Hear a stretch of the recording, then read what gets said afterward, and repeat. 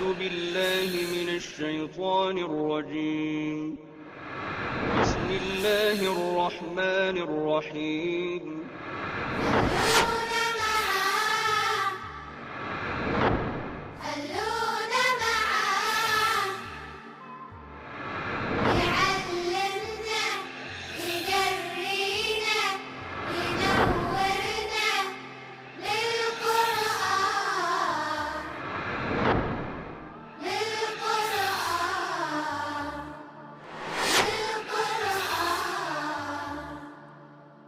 ہدایت کے اعتبار سے 3 گروہوں کا تذکرہ کرنے کے بعد اب قرآن مجید کی بنیادی دعوت آ رہی ہے۔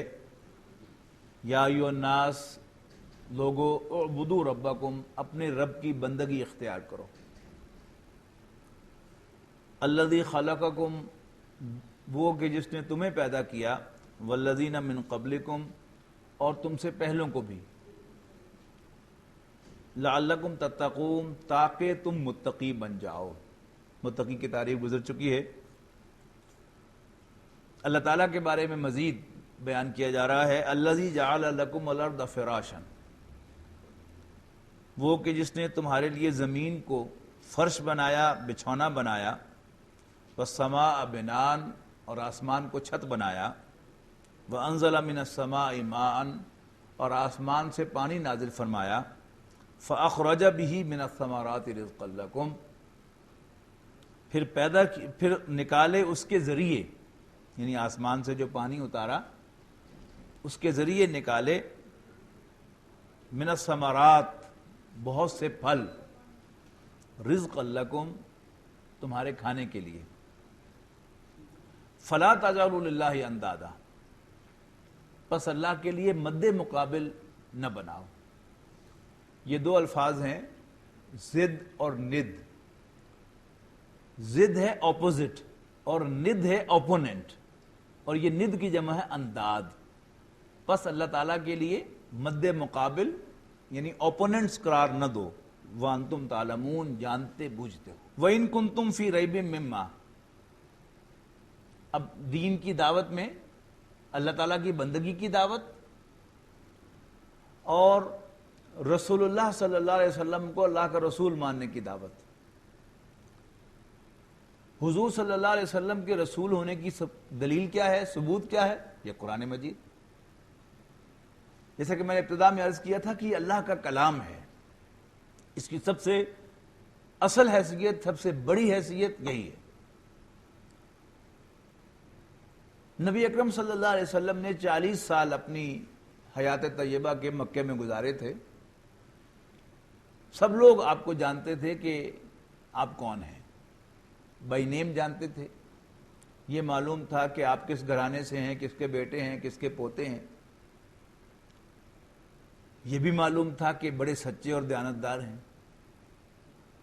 اور یقیناً یہ بھی اندازہ ہوگا کہ یہ شعر و شاعری سے کوئی دلچسپی نہیں رکھتے۔ فیصل آباد میں حلقہ ارباب ذوق ہے، اور تمام ارباب ذوق جو ہیں وہ اس حلقے میں آتے جاتے ہیں، اور تمام انٹلیکچوئلز ایک دوسرے کو جانتے اور پہچانتے ہیں۔ اور کوئی بھی جسے شعر و ادب سے دلچسپی ہو، وہ لازماً اپنی کریشن دوسروں کے ساتھ شیئر کرنا چاہتا ہے۔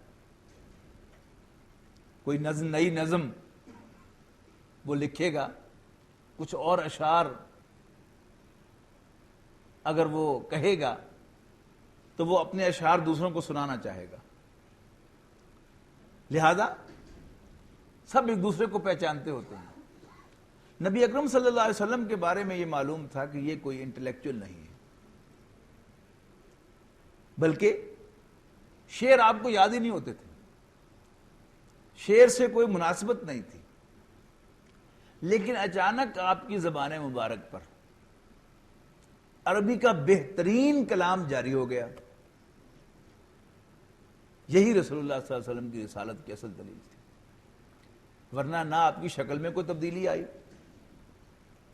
نہ آپ کی رنگت میں کوئی تبدیلی آئی، نہ آپ کے قد میں کوئی 1-2 انچ کا یا 1-2 سینٹی میٹر کا اضافہ ہوا، کوئی ایسی تبدیلی نہیں آئی۔ صرف ایک تبدیلی جو نبی اکرم صلی اللہ علیہ وسلم میں آئی وہ کیا تھی کہ آپ کو پہلے شعر و ادب سے کوئی دلچسپی نہیں تھی، شعر آپ کو یاد ہی نہیں ہوتا تھا، اور اب آپ کی زبان مبارک پر کلام اللہ جاری ہو گیا، اور یہ تھا آپ کی رسالت کی اصل دلیل۔ اب اس کا بات ہو رہی ہے وَإِن كُنتُمْ فِي رَيْبٍ مِّمَّا نَزَّلْنَا عَلَىٰ عَبْدِنَا، اور اگر تمہیں شک ہے، اور اگر تمہیں کوئی شک ہے اس کلام کے بارے میں جو ہم نے نازل فرمایا ہے اپنے بندے پر صلی اللہ علیہ وسلم، یعنی کہ یہ میرا کلام نہیں، محمد کا اپنا کلام ہے صلی اللہ علیہ وسلم، یہ بٹوین دی بریکٹس میں کہہ رہا ہوں، کیا شک ہے اس کلام کے بارے میں؟ اگر یہ شک ہے کہ یہ ان کا گھڑا ہوا کلام ہے، میرا کلام نہیں ہے، تو وہ تمہارے جیسے انسان ہیں، اور تم ایک دوسرے سے بہتر کلام کہتے ہی رہتے ہو۔ فاتو بصورت من مثلہ، تو لے آؤ اس جیسی کوئی ایک صورت، وادعوا شہداءکم من دون اللہ ان کنتم صادقین، اور پھر بلاؤ اپنے مددگاروں کو، یعنی جس سے چاہو ہیلپ لے لو، جس کو چاہو کال کر لو، اس کو بنانے کے لیے یا اس کی نوک پلک سنوارنے کے لیے۔ یہی ہوتا ہے نا شعر و ادب کے اندر، یہی ہیلپ ہوتی ہے نا، مل جل کر یا کسی سے اصلاح لے کر۔ ان کنتم صادقین، اللہ کو چھوڑ کر جس کو چاہو مدد کے لیے بلا لو اگر تم سچے ہو۔ فَإِن لَمْ تَفْعَلُوا، اور اگر تم ایسا نہ کر سکے، وَلَن تَفْعَلُوا، اور کبھی ایسا نہیں کر سکو گے، فَاتَّقُوا النَّارَ الَّتِي وَقُودُهَا النَّاسُ وَالْحِجَارَةُ، تو ڈرنا اس آگ سے جس کا ایندھن بنیں گے انسان اور پتھر۔ اس کی انسان اور پتھر کی 2 کامن ایکسپلینیشن دی گئی ہیں۔ ایک تو یہ کہ چونکہ وہ بت پرست تھے، پتھروں کے بنے ہوئے بتوں کو پوجتے تھے، تو ساتھ اشارہ کر دیا گیا کہ وہ بھی تمہارے ساتھ جلیں گے اس آگ میں۔ دوسرا یہ ہے کہ آگ کی سیویرٹی کو بیان کرنے کے لیے، اس کی شدت کو بیان کرنے کے لیے پتھروں کا ذکر کیا ہے۔ لکڑی کی آگ اور پتھر کی آگ، ان دونوں کی شدت جو ہے ان میں بڑا فرق ہوتا ہے، اور یقیناً پتھری کوئلے کی آگ جو ہے وہ زیادہ شدید ہوتی ہے لکڑی کے کوئلے کی آگ کے بارے میں کے مقابلے میں۔ تو فَاتَّقُوا النَّارَ الَّتِي وَقُودُهَا النَّاسُ وَالْحِجَارَةُ، تو ڈرنا اس آگ سے جس کا ایندھن بنیں گے انسان اور پتھر۔ اُعِدَّتْ لِلْكَافِرِينَ، وہ بنائی گئی ہے، تیار کی گئی ہے کافروں کے لیے، یعنی انکار کرنے والوں۔ کس چیز کا انکار کرنے والوں کے لیے؟ محمد صلی اللہ علیہ وسلم کے اللہ کا رسول ہونے کا انکار کرنے والوں کے لیے، اور جو قرآن مجید کو اللہ کا کلام ماننے سے انکار کرتے، یہ دونوں چیزیں جا کے یکجا ہو جاتی ہیں۔ وَبَشِّرِ الَّذِينَ آمَنُوا وَعَمِلُوا الصَّالِحَاتِ، اور خوشخبری دو ان لوگوں کو جو ایمان لائیں اور اچھے عمل کریں۔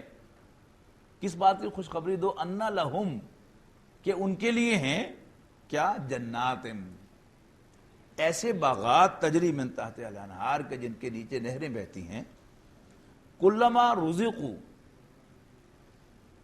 منہا من ثمرۃ رزقا، ہر مرتبہ جب انہیں کچھ دیا جائے گا کھانے کو، پھل، قالوا، کہیں گے، ھذا الذی رزقنا من قبل، یہ تو وہی ہے جو ہم نے پہلے بھی کھایا تھا، وَأُتُوا بِهِ مُتَشَابِهًا، حالانکہ وہ اس سے ملتا جلتا ہے، وہ نہیں ہے۔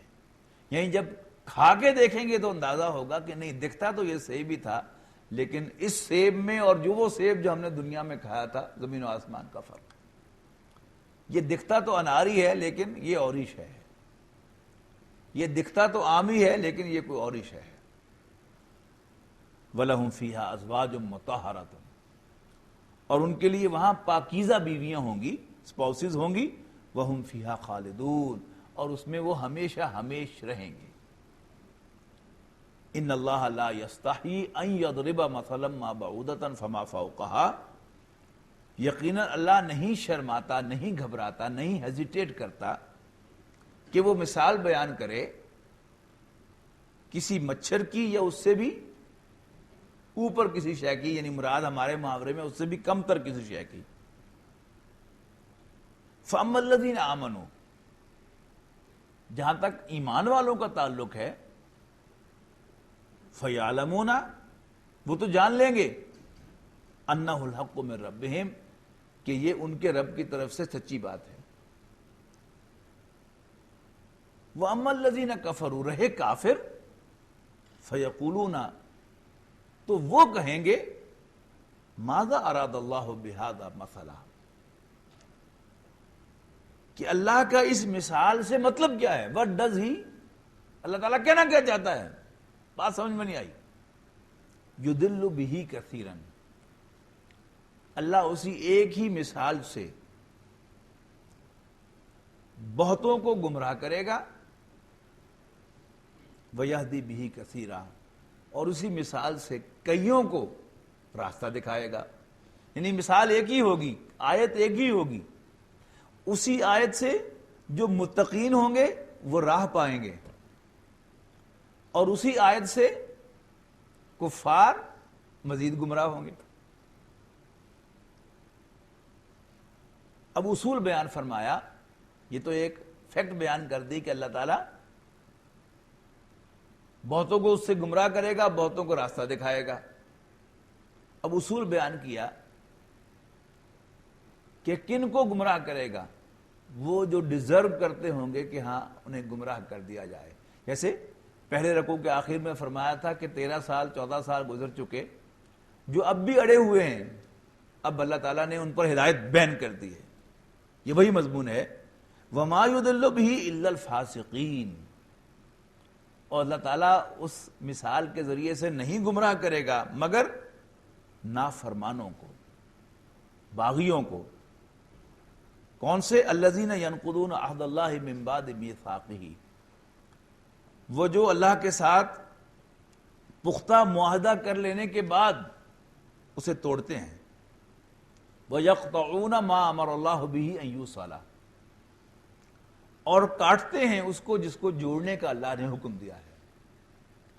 یعنی اللہ تعالیٰ کے نے جو احکام دیے ہیں ان کی نافرمانی کریں گے، اور اللہ تعالیٰ نے جن چیزوں کو جوڑنے کا حکم دیا ہے، اور اس سے مراد کیا ہے؟ انسانی رشتے۔ اللہ تعالیٰ نے انسانی رشتوں کا تقدس بیان کیا ہے اور رشتوں کو جوڑنے کا حکم دیا ہے، لیکن کچھ لوگ ہوتے ہیں کہ جنہیں رشتے توڑ کر یا توڑوا کر بڑا مزہ آتا ہے۔ باپ بیٹے کو لڑا کر، بھائی بھائی کو لڑا کر، میاں بیوی کو لڑا کر انجوائے کرتے ہیں۔ ایسے لوگ جو ہیں they deserve to be misled، کہ انہیں گمراہ کر دیا جائے، انہیں بھٹکا دیا جائے، دفع ہو جاؤ، تم ہدایت کے حقدار نہیں ہو۔ اس کا بیان ہے کہ اللہ تعالیٰ گمراہ نہیں کرے گا مگر نافرمانوں کو، جو اللہ کے ساتھ پختہ وعدہ کر لینے کے بعد اسے توڑتے ہیں، اور جس چیز کو اللہ نے جوڑنے کا حکم دیا اسے کاٹتے ہیں۔ وَيُفْسِدُونَ فِي الْأَرْضِ، اور زمین میں فساد پھیلاتے ہیں، گڑبڑ پیدا کرتے ہیں۔ اولئک ھم الخاسرون، یہی گھاٹے میں رہنے والے ہیں، نقصان سے دوچار ہونے والے ہیں۔ کیف تکفرون باللہ، تم اللہ کا کیوں کر انکار کرو گے؟ وکنتم امواتا فاحیاکم، اس لیے کہ ایک وقت تھا کہ تم مردہ تھے، پھر اللہ نے تمہیں زندگی عطا فرمائی۔ ثم یمیتکم، وہ تمہیں پھر موت سے دوچار کرے گا۔ ثم یحییکم، پھر زندہ کرے گا۔ ثم الیہ ترجعون، اور پھر تم اسی کے حضور لوٹائے جاؤ گے۔ یہاں لوٹائے جانے سے مراد کیا ہے؟ اسی کے حضور پیش کیے جاؤ گے، یعنی اللہ کے حضور پیشی ہوگی۔ هو الذی خلق لکم ما فی الارض جمیعا، وہی تو ہے کہ جس نے زمین پر سب کچھ تمہارے لیے پیدا کیا۔ ثم استوى الی السماء، پھر وہ متمکن ہوا آسمان پر اس نے قصد کیا آسمان کا، فسواہن سبع سماوات، یعنی زمین کو بنانے کے بعد اس نے آسمان کو شیپ کیا، کس میں؟ سبع سماوات، 7 آسمانوں میں، وَهُوَ بِكُلِّ شَيْءٍ عَلِيمٌ، اور وہ ہر چیز کا علم رکھنے والا ہے۔ وَإِذْ قَالَ رَبُّكَ لِلْمَلَائِكَةِ إِنِّي جَاعِلٌ فِي الْأَرْضِ خلیفہ، اور یاد کرو جب آپ کے رب نے فرشتوں سے کہا کہ میں زمین میں ایک نائب بنانے والا ہوں۔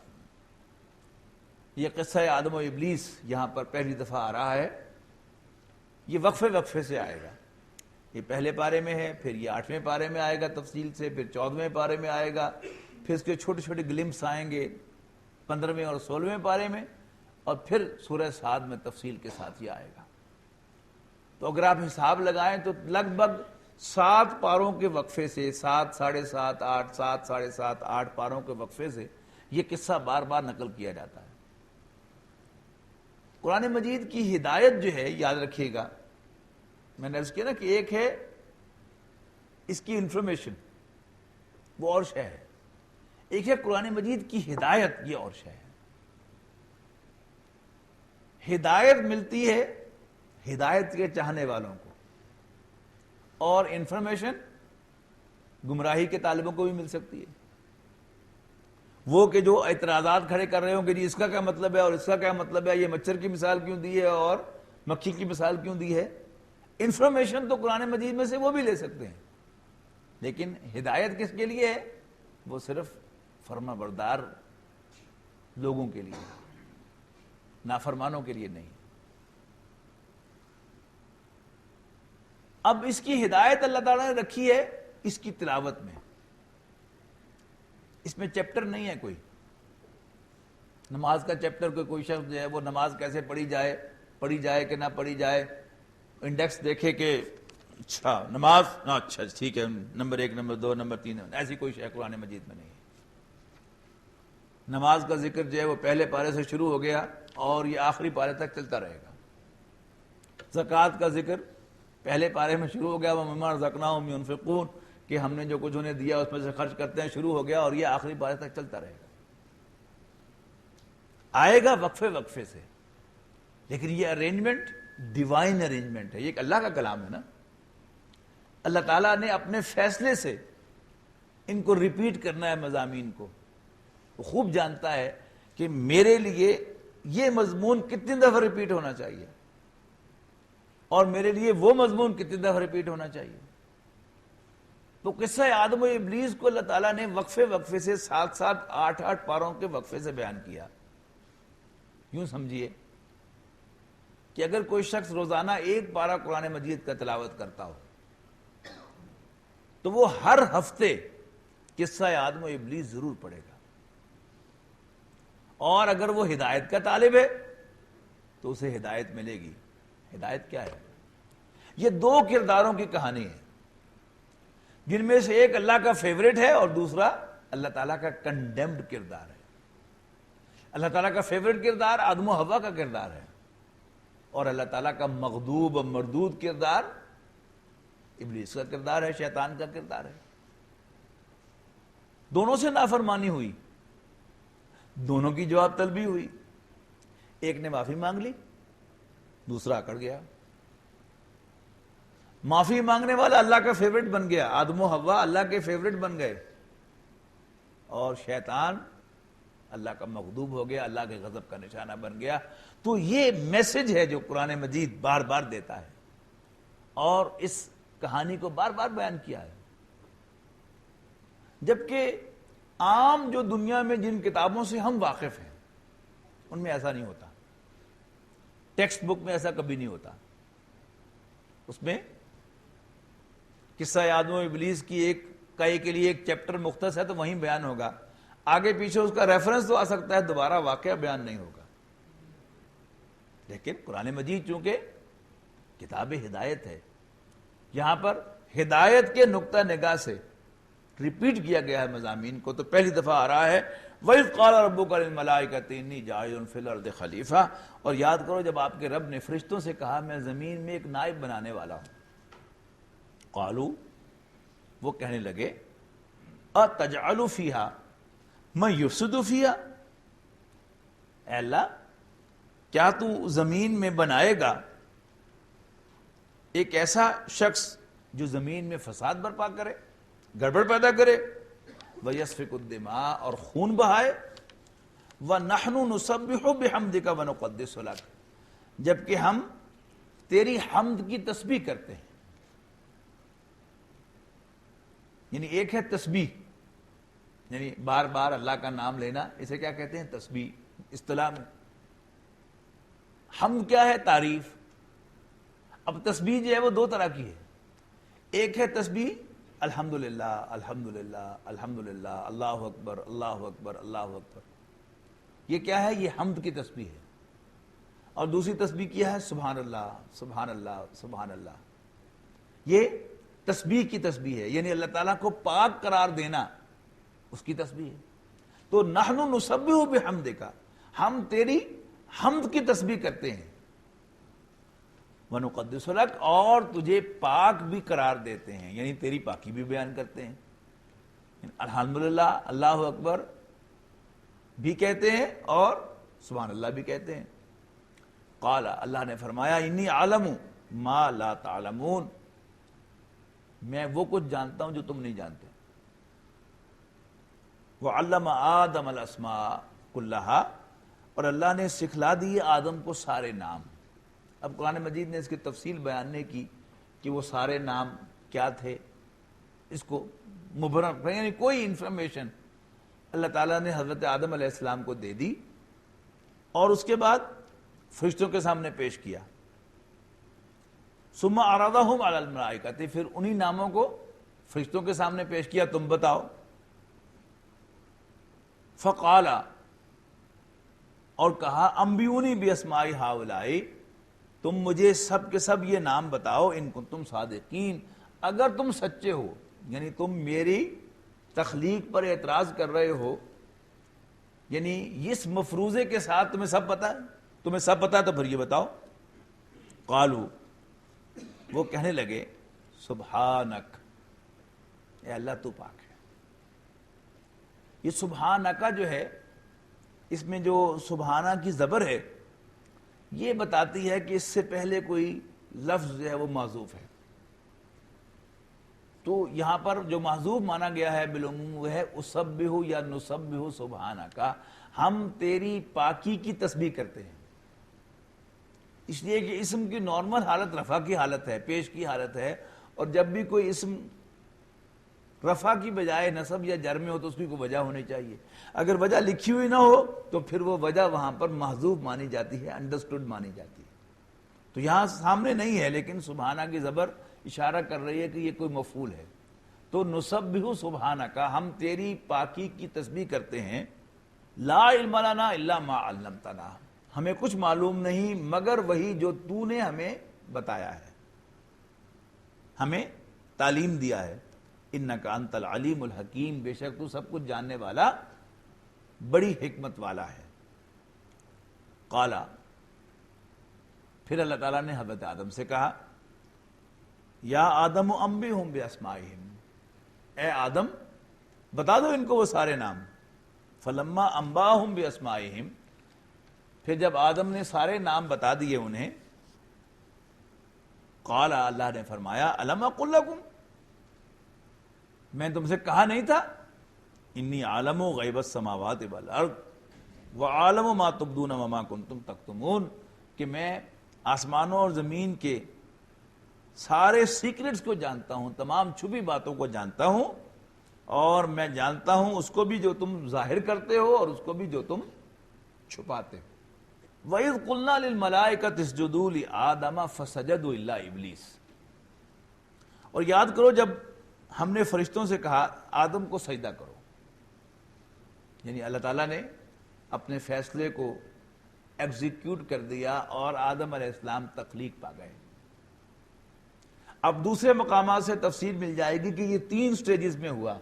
یہ جب موقع آیا کہ اللہ نے فرشتوں کو سجدہ کرنے کہا تو اس سے پہلے 3 سٹیجز آئیں۔ نمبر 1 تخلیق، وَإِذْ قُلْنَا لِلْمَلَائِكَةِ انی خالق بشرا من صلصال من حمأ مسنون، کہ یاد کرو جب ہم نے فرشتوں سے کہا، آپ کے رب نے فرشتوں سے کہا کہ میں سنے ہوئے گارے سے ایک بشر بنانے والا ہوں، فَإِذَا سَوَّيْتُهُ وَنَفَخْتُ فِيهِ مِن رُوحِي، تو جب میں اس کی نوک پلک سوار چکوں اور اس میں اپنی روح میں سے پھونک چکوں تو اس کے سامنے سجدے میں گر جانا۔ یہاں اختصار ہے کہ اللہ تعالیٰ نے اپنا فیصلہ ایگزیکیوٹ کر دیا، انسان کو تخلیق بھی کر دیا، اس کو فنش بھی کر دیا اور اس میں اپنی روح میں سے بھی پھونک دیا، تو اللہ نے کہا کہ آدم کو سجدہ کرو۔ یہاں صرف اختصار ہے، جب وہاں پہنچیں گے تو انشاءاللہ ہم اس کی تفصیل بھی پڑھیں گے کہ یہ 3 سٹیجز کیا ہیں۔ فَسَجَدُوا إِلَّا إِبْلِيسَ، تو ان سب نے سجدہ کیا سوائے ابلیس کے۔ بتا چکا ہوں کہ یہ ایک جن تھا، اس کا نام عزازیل تھا، بہت عبادت گزار اور بہت علم والا تھا، تو اللہ تعالیٰ نے آؤٹ آف ٹرن پروموشن دے کر اسے فرشتوں میں شامل کر دیا تھا اور ان کا استاد مقرر کر دیا، لہذا حکم اس پر بھی لاگو ہوا۔ لیکن یہ اس نے سجدہ نہ کیا، ابا، اس نے انکار کیا، واستکبر، اور تکبر کا مظاہرہ کیا، وکان من الکافرین، اور کافروں میں سے ہو گیا۔ کفر جو ہے یہ 2 معنی رکھتا ہے، انکار بھی اور ناشکری بھی۔ ماننے کا الٹ بھی کفر ہے اور شکر کا الٹ بھی کفر ہے۔ شکر گزاری اور کفران نعمت اردو میں بھی استعمال ہوتا ہے، تو یہاں پر دونوں ترجمے جو ہیں وہ صحیح ہوں گے۔ وَكَانَ مِنَ الْكَافِرِينَ، اور وہ انکار کرنے والوں میں سے ہو گیا، اور یا یوں کہہ لیں کہ وہ ناشکروں میں شامل ہو گیا۔ یعنی اللہ تعالیٰ نے تو اس کو آؤٹ آف ٹرن پروموشن دی تھی، اس پر بڑا احسان کیا ہوا تھا، چاہیے تو یہ تھا کہ اللہ تعالیٰ کی اور زیادہ وہ فرما برداری اختیار کردہ، فرشتوں سے بھی بڑھ کر، لیکن وہ کیا ہوا، ناشکرہ ثابت ہوا۔ وَقُلْنَا يَا آدَمُ اسْكُنْ أَنْتَ وَزَوْجُكَ الْجَنَّةَ، اور ہم نے کہا اے آدم سکونت اختیار کرو اپنی بیوی کے ساتھ، انت و زوجکا، تم اور تمہاری بیوی، کہاں سکونت اختیار کرو، الجنہ، جنت میں، وَكُلَا مِنْهَا رَغَدًا حَيْثُ شِئْتُمَا، اور پھر جہاں سے چاہو کھلا کھاؤ، رغدن بالتوسع، وَلَا تَقْرَبَا هَٰذِهِ الشَّجَرَةَ، لیکن اس درخت کے قریب نہ جانا۔ اب قرآن مجید نے اس درخت کو بیان نہیں کیا کہ وہ گندم کا درخت تھا یا انجیر کا درخت تھا، بس یہ کہہ دیا کہ اس درخت سے کوئی خاص ایک درخت تھا جس سے منع کر دیا، باقی سب کچھ کھاؤ پیو، لیکن وَلَا تَقْرَبَا هَٰذِهِ الشَّجَرَةَ، لیکن اس درخت کے قریب نہ جانا، فَتَكُونَ مِنَ الظَّالِمِينَ، ورنہ ظالموں میں شامل ہو جاؤ گے۔ فَأَزَلَّهُمَا الشَّيْطَانُ عَنْهَا، لیکن ہلا دیا ان دونوں کو شیطان نے اس بات سے، ڈگمگا دیا، پھسلا دیا، فَأَخْرَجَهُمَا مِمَّا كَانَا فِيهِ، اور ان کو نکلوا دیا اس مقام سے جہاں پر وہ رکھے گئے تھے، وہ دونوں تھے۔ وَقُلْنَا اهْبِطُوا بَعْضُكُمْ لِبَعْضٍ عَدُوٌّ، اور ہم نے کہا کہ تم سب کے سب اترو، ایک دوسرے کے تم دشمن ہو۔ وَلَكُمْ فِي الْأَرْضِ مُسْتَقَرٌّ وَمَتَاعٌ إِلَىٰ حِينٍ، اور تمہارے لیے زمین میں ایک وقت مقرر تک ٹھکانہ بھی ہے اور برتنے کا سامان بھی۔ فَتَلَقَّىٰ آدَمُ مِن رَبِّهِ كَلِمَاتٍ فَتَابَ عَلَيْهِ، پھر سیکھ لیے آدم نے اپنے رب سے کلمات، یعنی کچھ باتیں آدم نے، انسان نے اپنے رب سے سیکھ لی۔ فتاب علیہ، یعنی یہ توبہ کے کلمات تھے جو اللہ تعالیٰ نے خود ہی ان کے دل میں ڈالے، اور انہوں نے توبہ کی، اس لیے کہ یعنی ان کا توبہ کا ارادہ تھا، شرمندگی تھی۔ شیطان نے تکبر کا مظاہرہ کیا، انہوں نے عاجزی کا مظاہرہ کیا، اور پھر اللہ تعالیٰ نے انہیں الفاظ سجھا دیے اور نتیجتاً اللہ تعالیٰ نے ان کی توبہ قبول کر لی. انہو هو التواب الرحیم، یقیناً وہ بڑا توبہ کا قبول فرمانے والا، رحم فرمانے والا ہے. قل نہبطوا منہا جمیعا، ہم نے حکم دیا کہ نیچے اتر جاؤ تم سب کے سب، یعنی انسان بھی اور جنات بھی. فَإِمَّا يَأْتِيَنَّكُم مِّنِّي هُدًى،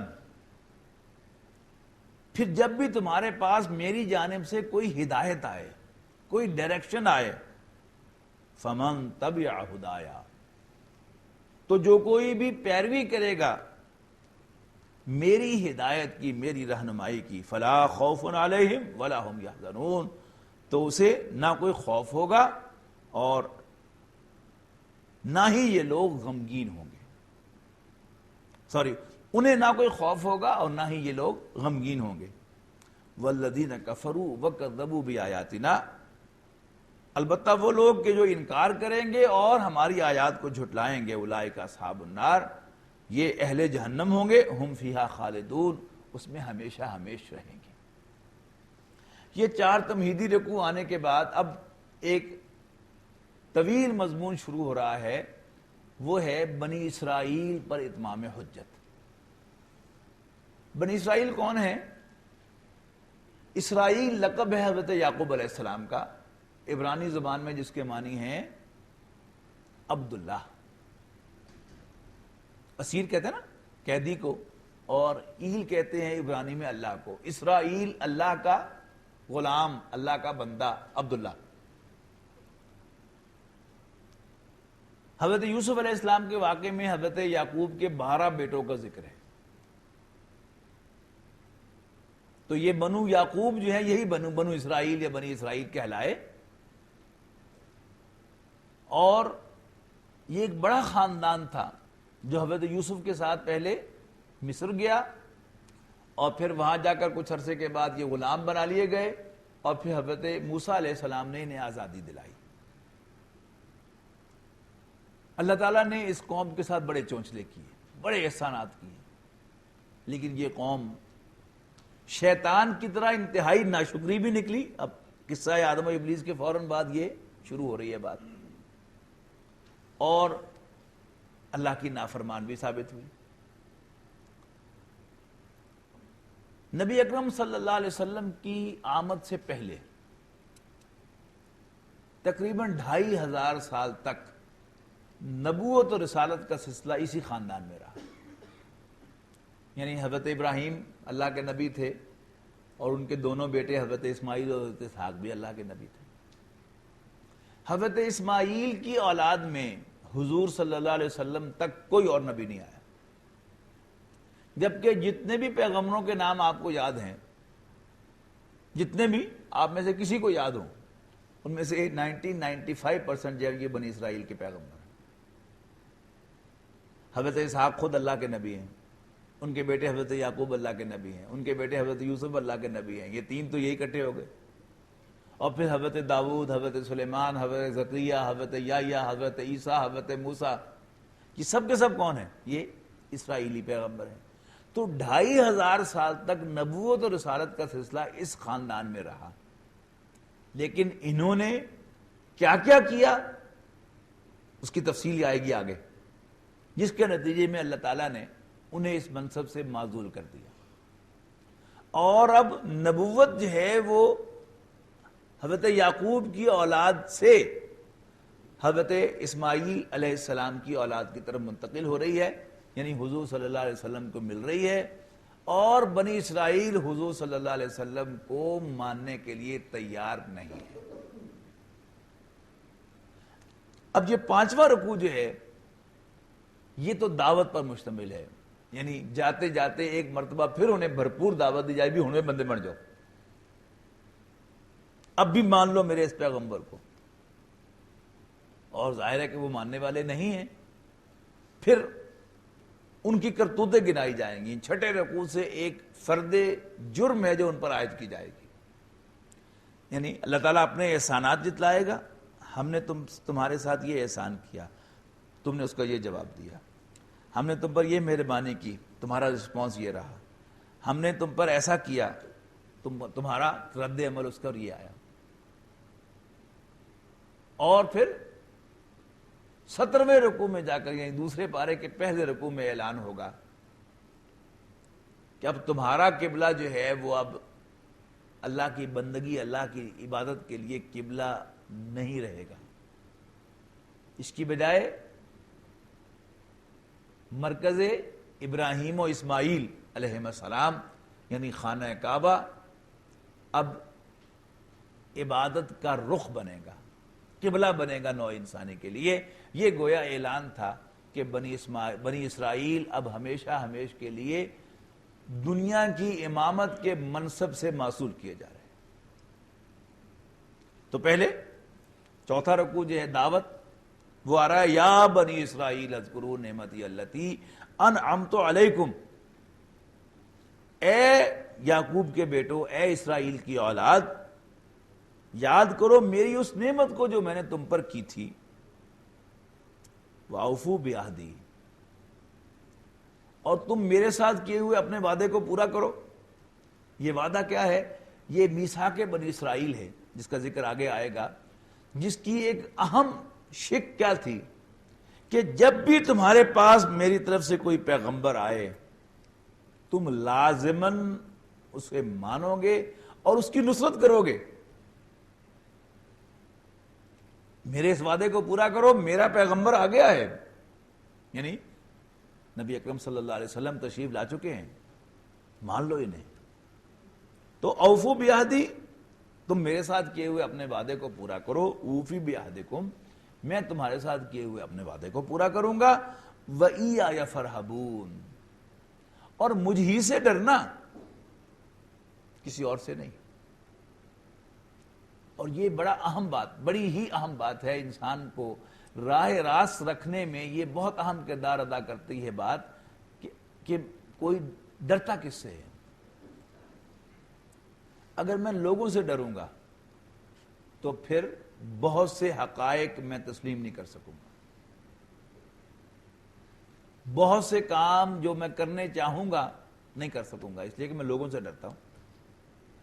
لیکن اگر انسان اللہ سے ڈرے تو پھر اس کے لیے بڑی آسانی پیدا ہو جاتی ہے کہ وہ حق کا اتباع کرتا رہے، اسے کسی سے ڈرنے کی ضرورت ہی نہیں. وَإِيَّايَ فَارْهَبُونَ، اور مجھ ہی سے ڈرنا. وَآمِنُوا بِمَا أَنزَلْتُ مُصَدِّقًا لِمَا مَعَكُمْ، اور ایمان لاؤ اس پر جو میں نے نازل فرمایا ہے، تصدیق کرتے ہوئے اس کی جو تمہارے پاس موجود ہے. تمہارے پاس کیا موجود ہے؟ تورات و انجیل، زبور. تو ان سب کی تعلیمات کو کنفرم کرتے ہوئے قرآن آ رہا ہے، اسے مان لو. تمہارا دل مانے گا کہ ہاں یہ صحیح ہے، اس لیے کہ تمہاری تعلیمات کی تصدیق کر رہا ہے، تورات و انجیل کو مان رہا ہے. تو ایمان لاؤ اس پر جو میں نے نازل فرمایا ہے، تصدیق کرتے ہوئے اس کی جو تمہارے پاس موجود ہے. اس سے حضور صلی اللہ علیہ وسلم بھی مراد ہو سکتے ہیں اور قرآن مجید بھی مراد ہو سکتا ہے. وَلَا تَكُونُوا أَوَّلَ كَافِرٍ بِهِ، اور مت بن جانا، مت ہو جانا اس کا انکار کرنے میں پہل کرنے والے. یعنی چاہیے تو یہ کہ تم لیڈ کرو ماننے والوں کو، لیکن ایسا نہ ہو کہ تم بن جاؤ پہل کرنے والے انکار کرنے والوں کی. وَلَا تَشْتَرُوا بِآيَاتِي ثَمَنًا قَلِيلًا، اور مت بیچو میری آیات کو. یہ وہی اصول با والا جو ہے وہ دینا ہے ہاتھ سے. وَلَا تَشْتَرُوا، اور مت بیچو میری آیات کو، ثَمَنًا قَلِيلًا، تھوڑی قیمت کے عوض. اب یہ تھوڑی قیمت کیا ہے؟ دنیا جہان کی دولت بھی اللہ کی ایک آیت کے مقابلے میں حقیقی دولت ہے. تم اللہ کی ایک آیت کو چھوڑ دو، بیچ دو، اور دنیا جہان کی دولت بھی لے دو، پھر بھی یہ گھاٹے کا سودا ہے. وَإِيَّايَ فَاتَّقُونَ، اور مجھ ہی سے ڈرنا. وَلَا تَلْبِسُوا الْحَقَّ بِالْبَاطِلِ، اور حق و باطل کو ایک دوسرے کے ساتھ مکس نہ کرو. وَتَكْتُمُوا الْحَقَّ، اور ایسا کر کے حق کو نہ چھپاؤ، یعنی جب بھی حق اور باطل مکس اپ ہوں گے چھپے گا کیا؟ حق۔ خالص کا لیبل جو ہے وہ صرف 100% خالص چیز پر لگ سکتا ہے، جب 1% بھی اس کے ساتھ امپیورٹی مل جائے تو اس پر خالص کا حق کا لیبل نہیں لگایا جا سکتا۔ تو حق و باطل کو مکس اپ نہ کرو، وَتَكْتُمُ الْحَقَّ، نتیجتاً حق کو چھپاتے ہوئے، وَأَنْتُمْ تَعْلَمُونَ، جانتے بوجھتے ہوئے، جان بوجھ کر، وَأَقِيمُوا الصَّلَاةَ وَآتُوا الزَّكَاةَ، اور نماز قائم کرو اور زکوٰۃ ادا کرو، وَارْكَعُوا مَعَ الرَّاكِعِينَ، اور جھکو جھکنے والوں کے ساتھ، أَتَأْمُرُونَ النَّاسَ بِالْبِرِّ، کیا تم لوگوں کو نیکی کا حکم دیتے ہو، وَتَنْسَوْنَ أَنفُسَكُمْ، اور اپنے آپ کو بھول جاتے ہو، وَأَنْتُمْ تَتْلُونَ الْكِتَابَ، حالانکہ تم کتاب کی تلاوت کرتے ہو، تورات پڑھنے والے ہو تم، اور حرکتیں تمہاری یہ، افلا تعقلون، تو کیا تمہیں سینس نہیں ہے؟